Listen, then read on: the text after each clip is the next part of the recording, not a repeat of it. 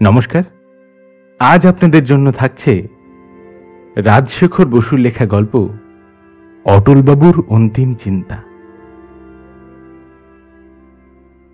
শয্যাশায়ী অটল চৌধুরী বললেন, দেখো ডাক্তার, আমি তোমার ঠাকুরদার চেয়েও বয়সে বড়, আমাকে ঠকিও না। মুখ খুলে বলো মেজর হালদার কি বলে গেলেন, আর কতক্ষণ বাঁচব? ডাক্তারবাবু বললেন, কেন স্যার আপনি ও কথা বলছেন? মরণ বাঁচন কি মানুষের হাতে? আমরা কতটুকুই বা জানি। ভগবানের যদি দয়া হয় তবে আপনি আরো অনেক দিন বাঁচবেন। বাঁচিয়ে রাখাই কি দয়ার লক্ষণ? তোমাদের কাজ শেষ হয়েছে, আর জ্বালিও না। এখন ডাক্তারি ধাপ্পাবাজি ছেড়ে দিয়ে সত্যি কথা বলো। মরবার আগে আমি মনে মনে একটা বোঝাপড়া করতে চাই। বেশ তো, এখনই করুন না। 2-10 বছর আগে করলেই বা দোষ কি? তুমি ডাক্তারি শিখেছ, বিজনেস শেখনি। আরে বছর শেষ না হলে কি সালতামামি হিসেব নিকেশ করা যায়? ঠিক মরবার আগেই জীবনের লাভ লোকসান খতাতে চাই, অবশ্য যদি জ্ঞান থাকে। এমন সময় পুরুত ঠাকুর হরিপদ ভট্টাচার্য এসে বললেন, কর্তাবাবু, প্রায়শ্চিত্তটা হয়ে যাক, মনে শান্তি পাবেন। কেন বাপু, আমি কি মানুষ খুন করেছি, না পরস্ত্রী হরণ করেছি, না চুরি ডাকাতি, জাল জুয়া চুরি আর মাদুলির ব্যবসা করেছি? হরিপদ জিভ কেটে বললেন, ছি ছি, আপনার মতন সাধু পুরুষ কজন আছেন? তবে কিনা সকলেরই অজ্ঞানকৃত পাপ কিছু কিছু থাকে, তার জন্যই প্রায়শ্চিত্ত। দেখো ভট্টাচার্য, আমি ধর্মপুত্র যুধিষ্ঠির নই। ভদ্রলোকের যতটুকু দুষ্কর্ম না করলে চলে না ততটুকু করেছি। তার জন্য আমার কিছুমাত্র খেদ নেই, নরকের ভয়ও নেই।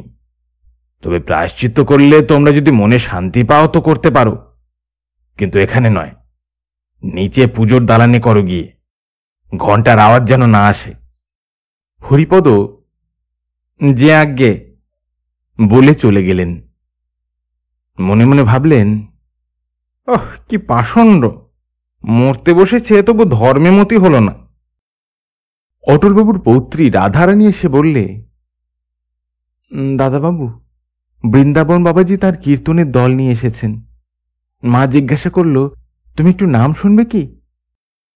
খবরদার, আমি এখন নিরিবিলিতে থাকতে চাই, চেঁচামেচি ভালো লাগে না। শ্রাদ্ধের দিন যত খুশি কীর্তন শুনিস, শীতল বাতাস ভালো লাগে না সখী, আমার বুকের পাঁজর ঝাঁঝর হলো, যত সব ন্যাকামি। রাধারানী ঠোঁট বেঁকিয়ে চলে গেল। ডাক্তার বললেন, স্যার আপনি বড় বেশি কথা বলছেন, রাত হয়েছে, এখন চুপ করে আরেকটু ঘুমোবার চেষ্টা করুন। বেশি কথা তোমরাই বলছো, আর দেরি করো না, যা জিজ্ঞাসা করছি তার স্পষ্ট উত্তর দাও। ডাক্তার তার স্টেথোস্কোপের নল চটকাতে চটকাতে বললেন, 2-4 ঘন্টা হতে পারে, 2-4 দিনও হতে পারে, ঠিক বলা অসম্ভব। ইঞ্জেকশনটা দিয়ে দিই, আপনি অক্সিজেন শুঁকতে থাকুন, কষ্ট কমবে। যথা কর্তব্য করে ডাক্তার অটলবাবুর বিধবা পুত্রবধূকে বললেন, হুঁশিয়ার হয়ে থাকতে হবে, আজ রাত বোধহয় কাটবে না। নার্স ওর ঘরে থাকুক, আমি পাশের ঘরে রইলুম। অটলবাবু অত্যন্ত হিসাবী লোক, আজীবন নানা রকম কারবার করেছেন। তার বয়স 80 পেরিয়েছে, শরীর রোগে অবসন্ন, কিন্তু বুদ্ধি ঠিক আছে। মরণ আসন্ন জেনে তিনি মনে মনে ইহলোকের ব্যালেন্স শিট এবং পরলোকের একটা আন্দাজি প্রসপেক্টাস খাড়া করবার চেষ্টা করতে লাগলেন। অটলবাবুর মনে পড়ল, বহুকাল পূর্বে কলেজে পড়বার সময় মৃচ্ছকটিকের একটি শ্লোক তার ভালো লেগেছিল, সুখং হি দুঃখান্যনুভূয় শোভতে ঘনান্ধকার শিব দীপ দর্শনম সুখাতে ইয়ো ইয়াতি নরো দরিদ্রতাং ধৃত শরীরেণ মৃত সজীবতি। দুঃখ অনুভবের পরই সুখ শোভা পায়, যেমন ঘোর অন্ধকারে দীপ দর্শন।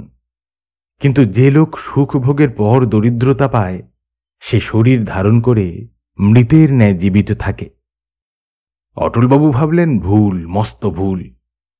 তিনি প্রথম ও মধ্যজীবনে বিস্তর সুখ ভোগ করেছেন, কিন্তু শেষ বয়সে অনেক দুঃখ পেয়েছেন। তাকে স্ত্রী পুত্রাদি, আত্মীয় বিয়োগের শোক এবং ব্যবসায় বড় রকম লোকসান সইতে হয়েছে। সর্বশান্ত না হলেও তিনি আগের তুলনায় দরিদ্র হয়েছেন। বয়স যত বাড়ে সময় ততই ছোট হয়ে যায়। অন্তিমকালে অটলবাবুর মনে হচ্ছে তার সমস্ত জীবন মুহূর্ত মাত্র। সমস্ত সুখ দুঃখ তিনি একসঙ্গেই ভোগ করেছেন এবং সবই এখন স্পষ্ট হয়ে উঠেছে। সুখ ভোগের পর দুঃখ পেয়েছেন, শুধু এই কারণেই সুখের চেয়ে দুঃখকে বড় মনে করবেন কেন? জীবনের খাতায় লাভ লোকসান দুই পাকা কালিতে লেখা রয়েছে। তাতে দেখা যায় তার খরচের তুলনায় জমাই বেশি। মোটের উপর তিনি বঞ্চিত হননি। অন্য লোকে যাই বলুক, তিনি নিজেকে ভাগ্যবান মনে করতে পারেন। কিন্তু একটা খটকা দেখা যাচ্ছে, তিনি নিজে ভাগ্যবান হলেও যারা তার অত্যন্ত প্রিয়জন ছিল তারা হতভাগ্য। অনেকে বহু দুঃখ পেয়ে অকালে মরেছে। তাদের দুঃখ অটলবাবু নিজের বলেই মনে করেন এবং তা লোকসানের দিকে ফেললে লাভের অঙ্ক খুব কমে যায়। শুধু তাই নয়, অন্যান্য যেসব লোককে তিনি আজীবন আশেপাশে দেখছেন তাদেরও অনেকে কষ্ট ভোগ করেছে। পূর্বে তাদের কথা তিনি ভাবেননি, কিন্তু এখন মনে হচ্ছে তারাও নিতান্ত আপনজন। তাদের দুঃখ যদি নিজের বলে ধরেন তবে জমা খরচ কষলে লোকসানি দেখা যায়। অটলবাবু স্থির করতে পারলেন না তিনি জীবনে মোটের উপর সুখ বেশি পেয়েছেন কি দুঃখ বেশি পেয়েছেন। তিনি যদি ভক্ত হতেন তবে বলতে পারতেন, ধন্য হরি রাজ্য পাটে, ধন্য হরি শ্মশান ঘাটে। ভগবান যা করেন তা মঙ্গলের জন্যই করেন, এই খ্রিস্টানি প্রবোধ বাক্যে তিনি বিশ্বাস করতে পারেননি। অটলবাবু শুনেছেন, যিনি পরমহংস তিনি সমস্ত জীবের সুখ দুঃখ নিজের বলেই মনে করেন। সুখ আর দুঃখে কাটাকাটি হয়ে যায়, তার ফলে তিনি সুখীও হন না, দুঃখীও হন না। কিন্তু অটলবাবু পরমহংস নন। তাছাড়া তিনি জগতে সুখের চেয়ে দুঃখই বেশি দেখতে পান। তিনি যদি দুঃখের দিকে পিছন ফিরে জীবন উপভোগ করতে পারতেন তবে রবীন্দ্রনাথের মতন বলতে পারতেন, এ দুলোক মধুময় মধুময় পৃথিবীর ধূলি, অন্তরে নিয়েছি আমি তুলি এই মহামন্ত্রখানি, চরিতার্থ জীবনের বাণী, দিনে দিনে পেয়েছিনু সত্যের যা কিছু উপহার, মধুরসে ক্ষয় নাই তার। তাই এই মন্ত্রবাণী মৃত্যুর শেষের প্রান্তে বাজে, সব ক্ষতি মিথ্যা করি অনন্তের আনন্দে বিরাজে।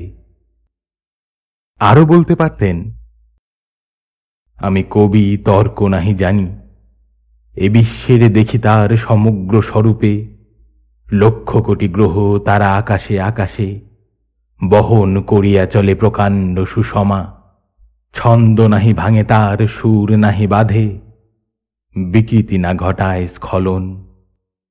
ভাগ্যদোষে অটলবাবু ভক্ত নন, কবি নন, ভাবুক নন, দার্শনিক নন, সরল বিশ্বাসীও নন। তিনি নানা বিষয়ে ঠোকর মেরেছেন, কিন্তু কিছুই আয়ত্ত করতে পারেননি। আজীবন সংশয়ে কাটিয়েছেন, কিন্তু কোনো বিষয়ে নিষ্ঠা রাখতে পারেননি। তার মূলধন কি তাই তিনি জানেন না। লাভ লোকসান খতাবেন কি করে? শুধু এইটুকু বলতে পারেন, অনেকের তুলনায় তিনি ভাগ্যবান, অনেকের তুলনায় তিনি হতভাগ্য। এ সম্বন্ধে আর তিনি বৃথা মাথা ঘামাবেন না। জ্ঞান থাকতে থাকতে তার ভবিষ্যৎটা একটু আন্দাজ করার চেষ্টা করবেন। তার আর বাঁচবার ইচ্ছা নেই। তিনি মরলে কারো আর্থিক ক্ষতি বা মানসিক দুঃখ হবে না। যে অল্প আয় আছে তা বন্ধ হবে না, বরং ইন্স্যুরেন্সের একটা মোটা টাকা ঘরে আসবে। তিনি এখন আত্মীয়দের গলগ্রহ মাত্র। তারা বোধহয় মনে মনে তার মরণ কামনা করে। অটলবাবুকে আবার জন্মাবেন, তার গত জন্মের কথা কিছুই মনে নেই।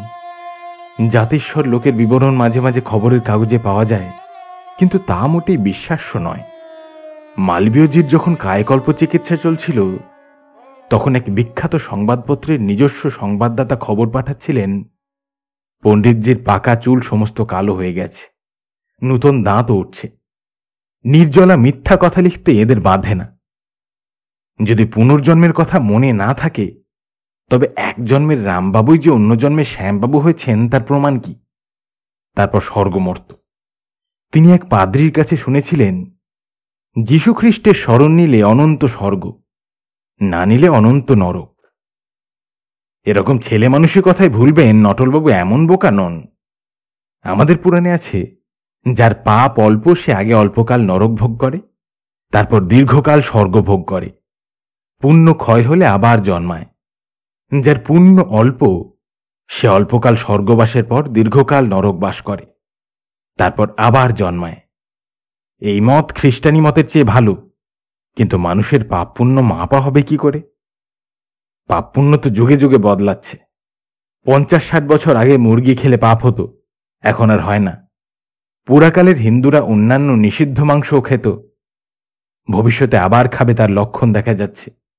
সবাই বলে নরহত্যা মহাপাপ, কিন্তু এই সেদিন শান্তশিষ্ট ভদ্রলোকের ছেলেরাও বেপরোয়া খুন করেছে। বুড়োরা উৎসাহ দিয়ে বলেছে, এ হলো আপদ ধর্ম, সাপ মারলে পাপ হয় না। কে ঢোঁড়া কে কেউটে তা চেনবার দরকার নেই। পাপ পুণ্যের যখন স্থিরতা নেই, তখন স্বর্গনরক অবিশ্বাস্য। তবে কি অটলবাবু স্পিরিচুয়ালিস্টদের পরলোকে যাবেন, যা স্বর্গও নয় নরকও নয়? আজকাল ইউরোপ আমেরিকার বৃত্তান্তের মতন পরলোকের বৃত্তান্ত অনেক ছাপা হচ্ছে।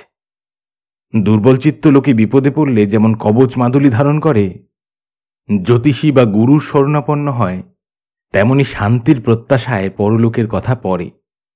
অনেক বৎসর পূর্বে অটলবাবু একটি অদ্ভুত স্বপ্ন দেখেছিলেন। এখন তা মনে পড়ে গেল। তিনি বিদেশে এক বন্ধুর বাড়ি অতিথি হয়েছেন। রাত্রিতে আহারের পর তার জন্য নির্দিষ্ট একটি ঘরে শুতে যাবার সময় দেখলেন পাশে একটি তালা লাগানো ঘর আছে। শোবার কিছুক্ষণ পরে শুনতে পেলেন পাশের ঘরে তালা খোলা হল, আবার বন্ধ করা হল। তারপর অটলবাবু ঘুমিয়ে পড়লেন। একটু পরেই গোলমালে ঘুম ভেঙে গেল। পাশের ঘরে যেন হাতাহাতি মারামারি চলছে। অনেক রাত পর্যন্ত এরকম চলল। অটলবাবু ঘুমোতে পারলেন না। পরদিন বাড়ির কর্তা তাকে বললেন, আপনার নিদ্রার ব্যাঘাত হয়েছে, তার জন্য আমি বড় দুঃখিত। ব্যাপার কি জানেন, আমার একটি ছেলে অল্প বয়সে মারা যায়। তার গর্ভধারিণী রোজ রাত্রে থালায় ভর্তি করে তার জন্য ওই ঘরে খাবার রাখেন, কিন্তু ছেলে খেতে পায় না। তার পূর্বপুরুষরা দল বেঁধে এসে খাবার নিয়ে কাড়াকাড়ি করেন। এই স্বপ্নের কথা মনে পড়ার পর অটলবাবু একটি বিভীষিকা দেখলেন। মনে হল তার বাবা বলছেন, অটলা প্রণাম কর, ইনি তোর পিতামহ, ইনি প্রপিতামহ, ইনি বৃদ্ধ প্রপিতামহ, ইনি অতিবৃদ্ধ, ইত্যাদি ইত্যাদি।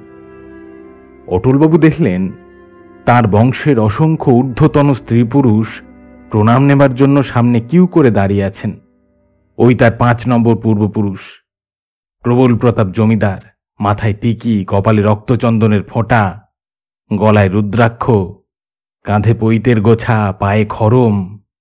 দেখলেই বোধ হয় ব্যাটা ডাকাতের সর্দার, নরবলি দিত। ওই উনি, যার দাঁতে মিশি, নাকে নথ, কানে মাকড়ির ঝালর, পায়ে বাঁকমল, কোমরে গোট, অটলবাবুর অতিবৃদ্ধ প্রমাতামহী। ও মাগি নিশ্চয় ডাইনি, সতীনপোকে বিষ খাইয়ে মেরেছিল। দলের মধ্যে সাধু পুরুষ আর সাধ্বী স্ত্রী অনেক আছেন, কিন্তু অটলবাবু তো ভালো মন্দ বেছে প্রণাম করতে পারেন না। তাছাড়া তার বয়স এত হয়েছে যে কোনো গুরুজন আর বেঁচে নেই। তিনি প্রণাম করাই ভুলে গেছেন।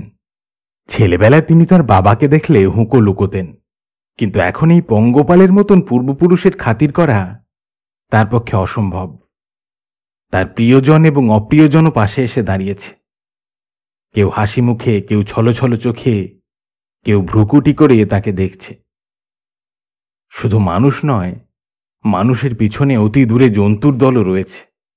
পশু, সরীসৃপ, মাছ, কৃমি, কীটকীটাণু পর্যন্ত। এরাও তার পূর্বপুরুষ, এরাও তার জ্ঞাতি। সকলের সঙ্গেই তার রক্তের যোগ আছে। কি ভয়ানক! ইহলোকের জনকয়েক আত্মীয় বন্ধুর সংসর্গ ত্যাগ করে তাকে কি পরলোকের প্রেতারণ্যে বাস করতে হবে? ওখানে সঙ্গীরূপে কাকে তিনি বরণ করবেন, কাকে বর্জন করবেন?